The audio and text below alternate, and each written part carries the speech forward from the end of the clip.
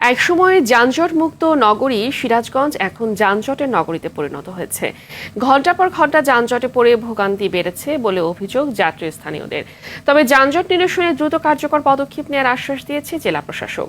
সিরাজগঞ্জ থেকে ইউসুফ দেওয়ান রাজুর পাঠানো প্রতিবেদন জানাচ্ছেন সৈয়দা সামিয়া তামান্না।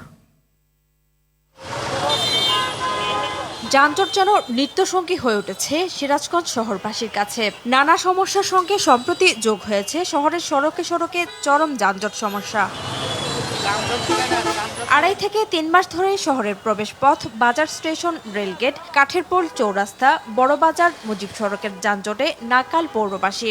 ফুটপাত দখল আর দূরপাল্লার বাসের কাউন্টারের কারণে ভয়াবহ যানজটের সৃষ্টি হচ্ছে এসব সড়কে। এতে অফিসগামী, স্কুলগামী এমনকি জরুরি রোগী পরিবহনেও পড়তে হচ্ছে চরম দুর্ভোগে।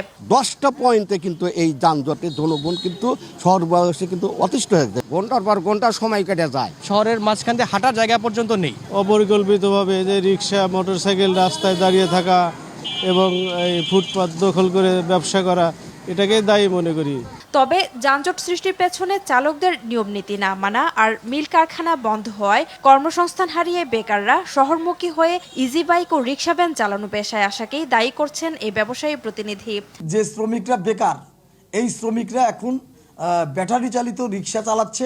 অপরিকল্পিতভাবে রাস্তার মধ্যে যে সিএনজি স্টেশন, বাস স্টেশন, এগুলো রাস্তায় দাঁড়িয়ে তারা যাত্রী তোলে। অফিস আদালতে যে গাড়ি ঘোড়া আছে রাস্তার মধ্যে পার্কিং করে রাখে, সেই কারণেও কিন্তু যানজট সৃষ্টি হয়। এদিকে পরিকল্পনা গ্রহণ করে দ্রুত যানজট নিরসনে ব্যবস্থা গ্রহণের কথা জানান পৌর প্রশাসক।